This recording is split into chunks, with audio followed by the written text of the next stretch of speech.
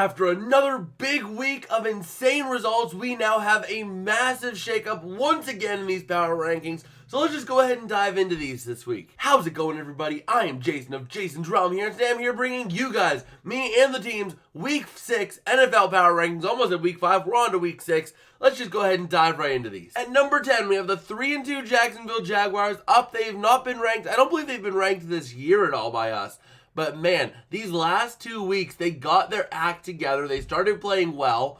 And man, I mean, they played up. They beat out the Falcons pretty big. And then they turned around and beat Buffalo by 5 points. I mean, you finally started getting your act together, and you are now looking like a coherent team. You're getting the right players involved, you're taking your deep shots, and you are taking advantage of your weaknesses of your opponents. Up next at number 9, we have the 3-1 Seattle Seahawks, up from not being ranked. Yes, they didn't play this week, but also last week, we felt like we might have slightly underrated them just a little bit. So, we decided to up them up a little bit, and the fact that a lot of the other top teams have fallen down, we really had an easy opportunity to be able to rise them up here. They're playing well, their offense is playing well, their defense is doing what they gotta do, and especially in their last game against the Giants, getting 11 sacks, which is absolutely insane.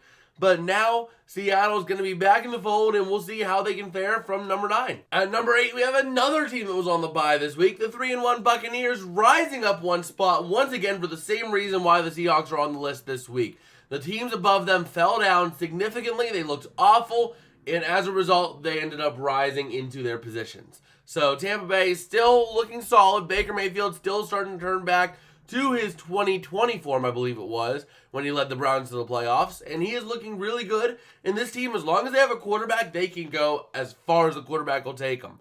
I mean, they have a solid defense, their offense has weapons, so as far as Baker takes them is how far this team will go. At number 7, we have the 3-2 Dallas Cowboys, falling 3 spots, and they are working their way off this list, especially because of their next 3 games coming up. Their defense was exposed for being average, because they played against bad teams the first couple weeks. Their defense got highly inflated, and now that they're playing against good quality opponents, they're starting to free fall. And now they have the Chargers this week. I don't know if they'll be able to beat the Chargers.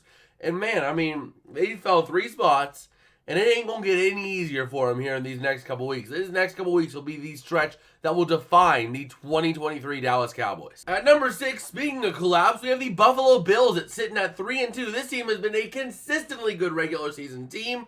I thought they could very well be a 3-4 loss team in the regular season. Here they are about a third of the way through the season, almost like somewhere between a third and a quarter of the way through the season, and they're sitting already with 2 losses.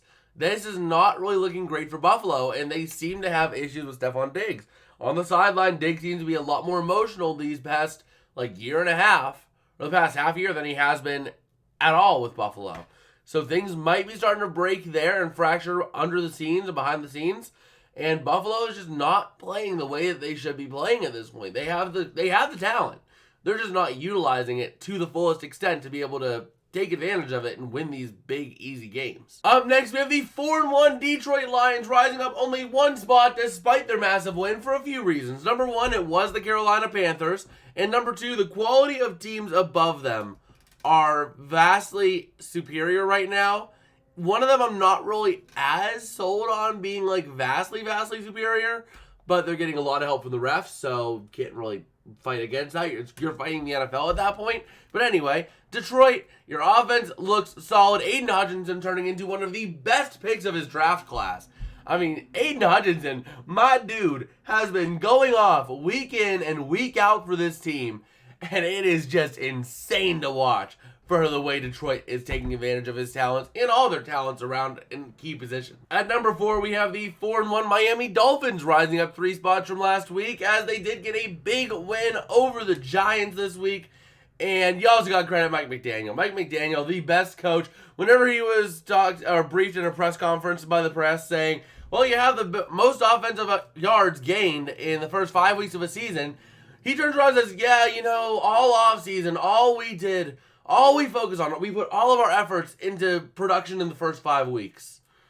I mean, Mike McDaniel is a national treasure, and his team, he is getting away with a lot of stuff because his team is doing as well as he is.